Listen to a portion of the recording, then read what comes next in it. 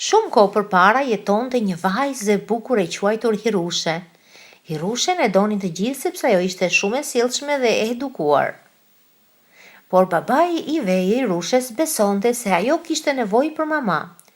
Kështu që ai u martua me një grua tjetër e cila dhe ajo kishte 2 vajza. Pas pak kohësh, babai i Hirushes vdiq dhe ajo kishte për t'jetuar me njerkën dhe me 2 vajzat e saj xheloze në qilarin e shtëpisë së tyre.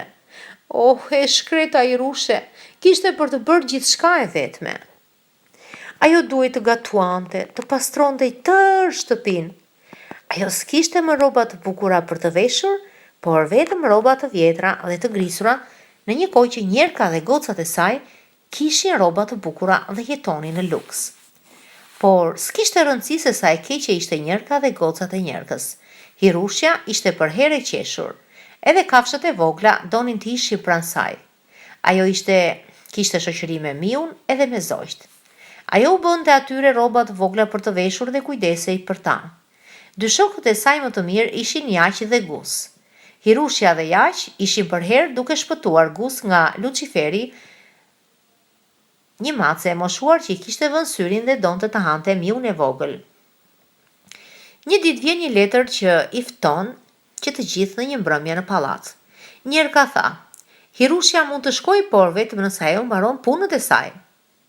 Hirushja e lumtur lau, hekurosi dhe fërkoi dyshemet gjithë ditën.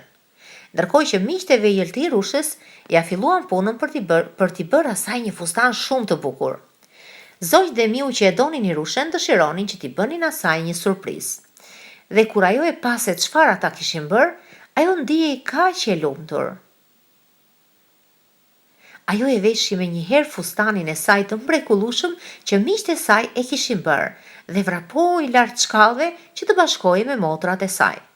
Zogjt dhe miu kishin përdorur shalla, mbulesa, varse dhe rroba që u përkisnin motrave të Hirushes të bënin fustanin. Fustani ishte i mrekullueshëm dhe ngjante shumë bukur mbi Hirushen. Por kur motrat e saj e pan fustanin, ato e tërhoqën dhe ja grisën fustanin. "Ajo është bluza ime", u lëriti njëra. "Ato janë rruzat e mia", u lëriti tjetra. Hirushja vrapoi te kopshti me lot në sy. "Tani unë s'mund të shkoj tek mbrëmja", filloi të qante ajo. "Mos qaj, moj vajzë", i tha një zë i ëmbël. "Unë jam angjëlli jot i mirë dhe unë kam ardhur të të ndihmoj."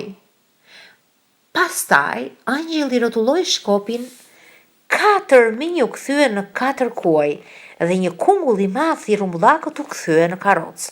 Dhe sërish angjëlli rrotulloi shkopin e saj dhe fustani i grisur i Hirushes u kthye në një fustan të ri dhe shumë më të bukur se ai i pari. "Ju duhet të largoheni nga mbrëmja në mesnatë", i tha angjëlli, "sepse pas mesnatës fuqia e magjisë do të humbas." Gjatë mbrëmjes, princi kërceu me Hirushen gjatë gjithë kohës.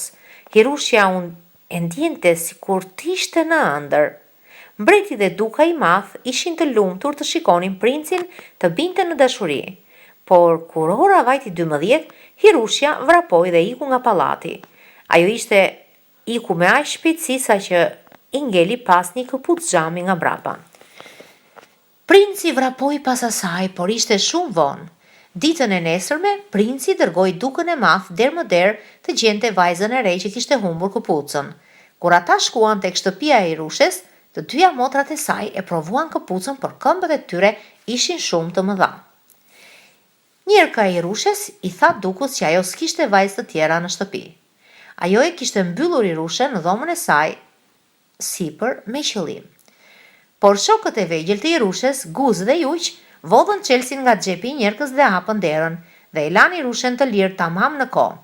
Kur Hirushja doli dhe pyeti nëse mund ta provonte këpucën, njerka u tërbua fare. Ajo shtyu personin që po mbante këpucën në jastik.